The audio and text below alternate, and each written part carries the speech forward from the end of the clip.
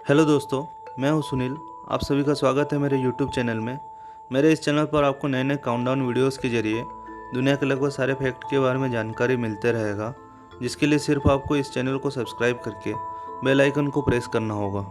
मैं आज के इस काउंटडाउन वीडियो के जरिए आप सभी को टॉप 10 चाइनीज एप्लीकेशंस के बारे में बताने जा रहा हूँ, इन पर कभी ना कभी अपने यूजर्स के डेटा को चोरी करने या डेटा पर नज़र रखने का आरोप लग चुका है। तो चलिए बिना किसी देरी के काउंटडाउन को शुरू करते हैं।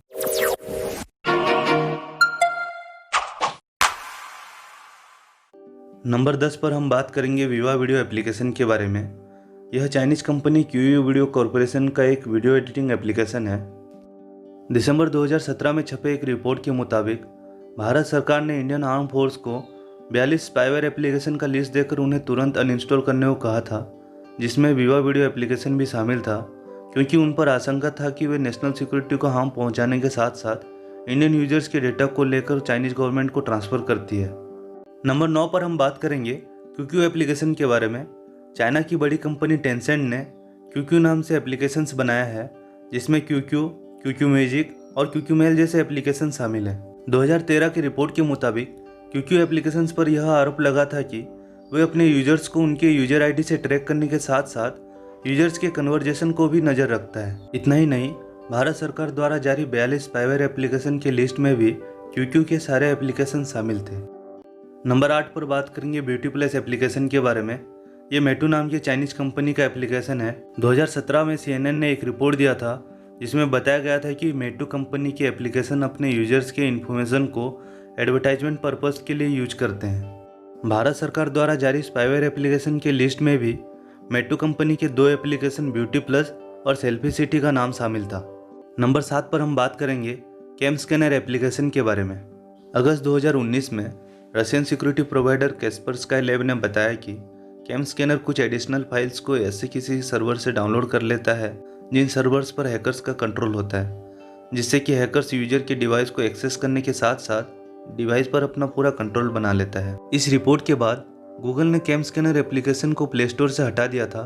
अब आप सभी के ऊपर है कि आप इस एप्लीकेशन को यूज करेंगे या नहीं करेंगे। नंबर 6 पर हम बात करेंगे स्वीट सेल्फी एप्लीकेशन के बारे में।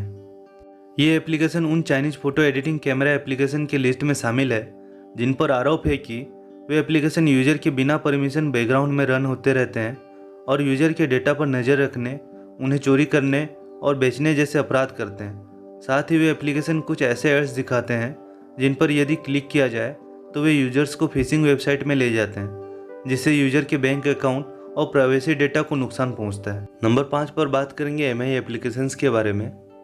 MI एप्लीकेशंस को इंडिया में बहुत जल्दी सक्सेसफुल होने वाली कंपनी Xiaomi ने बनाया है, लेकिन रिपोर्ट की माने तो Xiaomi का क्लाउड मैसेजिंग सर्विस अपने यूजर्स के इन्फॉर्मेशन को Xiaomi के सर्वर को भेजता था। कुछ दिन पहले 30 अप्रैल 2020 को यह भी रिपोर्ट आया था कि Xiaomi अपने यूजर्स के MI browser, MI music player, device navigation और फ़ोन मेटाडेटा को ट्रैक करता है। नंबर 4 पर बात करेंगे सेरिट एप्लीकेशन के बारे में। भारत सरकार द्वारा जारी स्पाईवेयर एप्लीकेशन की लिस्ट में सेरिट एप्लीकेशन का नाम भी शामिल था। स्पाईवेयर एप्लीकेशन का काम यूजर्स के डेटा को यूजर्स की परमिशन के बिना अन्य संस्थाओं को भेजना होता है, और सेरिट एप्लीकेशन तो बना ही फाइल शेयरिंग के लिए है, जिसमें लाखों यूजर्स अपने पर्सनल फाइल को शेयर करते होंगे। जो कितना सेफ है ये पता लगाना मुश्किल है। नंबर 3 पर हम बात करेंगे वीचैट एप्लीकेशन के बारे में। यह चाइनीज कंपनी टेंसेंट का एप्लीकेशन है। इंडिया, ऑस्ट्रेलिया, USA और ताइवान जैसे देश वीचैट एप्लीकेशन पर नेशनल सिक्योरिटी को हार्म पहुंचाने का आशंका जता चुके हैं। वर्ष 2016 में वीचैट और क्यूक्यू एप्लीकेशन के यूजर प्राइवेसी प्रोटेक्शन में पाए गए कमी के कारण एमनेस्टी इंटरनेशनल ने टेंसेंट कंपनी को 100 में से 0 स्कोर दिया था। मई 2020 में सिटीजन लैब ने एक रिपोर्ट पेश किया था, जिसमें यह दावा किया गया था कि वीचैट कंपनी अपने सेंसरशिप एल्गोरिदम को बेहतर बनाने के लिए विदेशी चैट पर नज़र रखता है। अगर आप भी वीचैट यूज कर रहे हैं तो समझ लीजिए आपके चैट पर भी नज़र रखा जा रहा होगा। नंबर 2 पर हम बात करेंगे यूसी ब्राउज़र एप्लीकेशन के बारे में। यह चाइनीज कंपनी अलीबाबा ग्रुप का एप्लीकेशन है। इंडिया की ministry of electronics and information technology अभी यूसी ब्राउज़र पर लगे एक आरोप का इन्वेस्टिगेशन कर रही है। आरोप यह है कि यूसी ब्राउज़र इंडियन यूजर्स के डेटा को चाइनीज सर्वर्स को भेज रहा है, और यूसी ब्राउज़र को फ़ोन से हटाने के बाद भी वह यूज़र के डिवाइस पर अपना कंट्रोल बनाए रखता है। दोस्तों, यदि यूसी ब्राउज़र पर लगे सारे आरोप सच हैं तो यह इंडियन यूजर्स के लिए एक बहुत बड़ा खतरा बन सकता है। यदि आपको इससे बचना है तो अभी से अपने बैंकिंग जैसे सारे प्राइवेट ब्राउजिंग के लिए गूगल क्रोम का व्यवहार कीजिए। हो सके तो यूसी ब्राउज़र को पूरी यूज करना बंद कर दीजिए। नंबर 1 पर हम बात करेंगे टिकटॉक एप्लीकेशन के बारे में। यह चाइनीज कंपनी बाइटेंस का एप्लीकेशन है।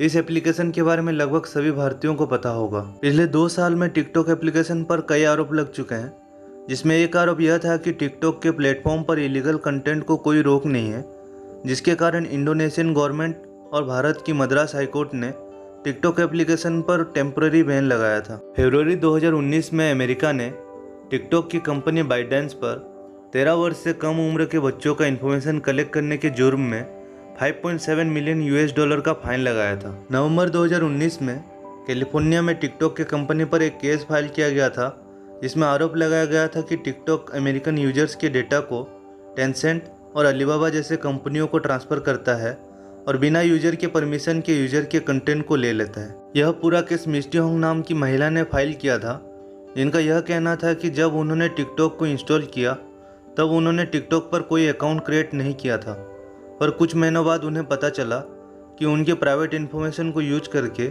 अपने आप उनका एक टिकटॉक अकाउंट क्रिएट हो गया था। इस पूरे केस की सुनवाई के बाद एक सच सामने आया कि टिकटॉक द्वारा यूजर्स के प्राइवेट इन्फॉर्मेशन को चाइना की कंपनी बाइडू को भेजा गया था। दोस्तों, चाइनीज एप्लीकेशन इंडियंस के लिए कितना सेफ नहीं है आपको इस वीडियो के जरिए पता चल ही गया होगा। मैं तो बस इतना ही कहूँगा, भारत सरकार कई कारणों से मजबूर है, शायद तभी इन एप्लीकेशंस को इंडिया में बैन नहीं कर रहे हैं, पर आप सब इन एप्लीकेशंस को यूज करने के लिए मजबूर नहीं हैं।